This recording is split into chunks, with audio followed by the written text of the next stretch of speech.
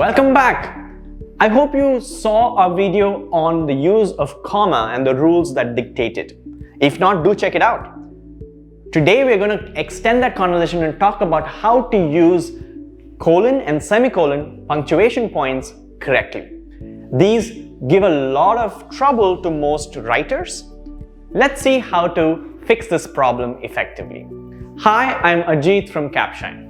Capshine is a revolutionary learn it together English fluency program. With Capshine, learning English is easy, quick, fun, affordable, and effective. And we promise a whole new you in 6 months or less. Awesome. So what are these punctuation points? Well, the semicolon looks like that. The dot and the comma underneath, the colon are, well, 2 dots. You may have noticed these, but you probably have been using it wrong. Well, if you are using it right, good job. If not, this video is for you. Or if you have any confusion about how they should be used, continue watching. So the first one is, of course, the semicolon. Where do you use them? Why do you use them? Well, a basic rule for using semicolon is you use it when you want to join 2 complete sentences, 2 complete ideas that are somehow related to each other. So you don't really want to make them 2 sentences, but they are actually 2 complete sentences already. In situations like these, you use the semicolon to join both these independent sentences or independent clauses together. Let's look at some examples. So in this case, Katrina finished all her assignments.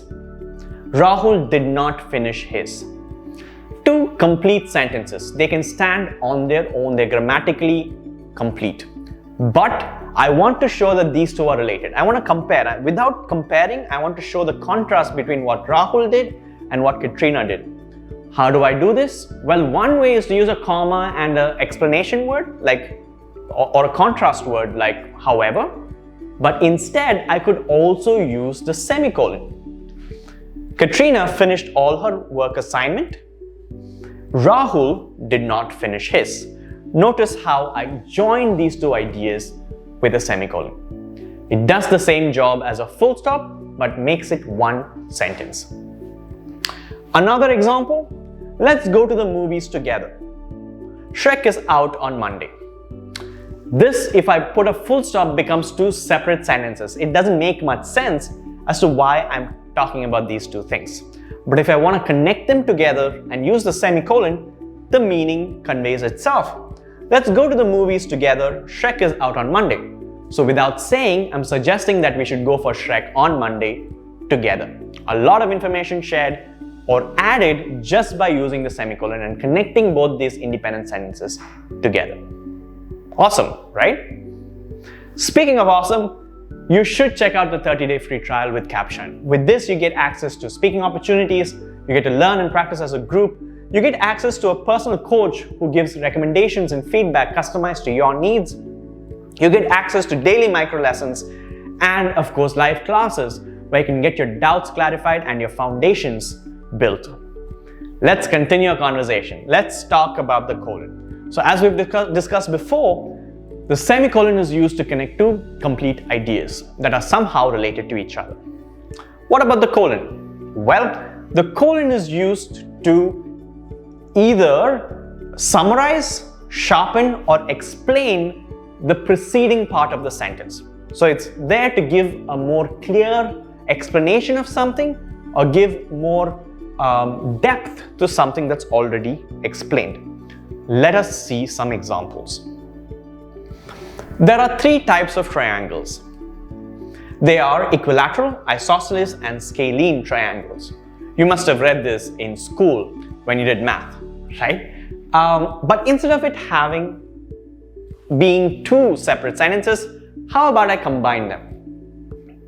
Well, the easy way to do that is to use the colon. There are 3 types of triangles, which are, and instead of which are, I use the colon, equilateral, isosceles, and scalene. It provides a clarification and an explanation of what I said earlier. The next sentence, look at these 2. We have 2 opinions here, or we have 2 options here, sorry. We can either stay and fight or give up. So let's look at how you can combine this into 1 sentence using the colon. We have two options here, colon, stay and fight or give up. So it clarifies what the two options are and creates a very concise and crisp sentence. Let's quickly quiz ourselves and see if we've understood this clearly. What I want you to do is, as we go through the sentences and the blanks, try to fill in the blank with the right punctuation, colon or semicolon. You asked for forgiveness, blank, he granted it to you. What should I use here? Is this an explanation of that? Does it clarify it? Or is it two separate sentences that need to be combined? It's the latter. So what do I use here? I use the semicolon. The American flag has three colors, and this is the clarification or the explanation of that. What are the three colors? Those three. So I use a colon there. I need a few items at the store: clothespins, a bottle opener, and napkins. Again, I'm listing out things, I'm clarifying what I want. I use a colon here.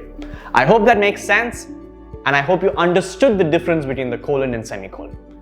If you like the video, make sure you like and subscribe, hit the bell notification, and do not forget to check out the 30-day free trial by going to capshine.com or downloading the app from the Play Store. Thanks for watching.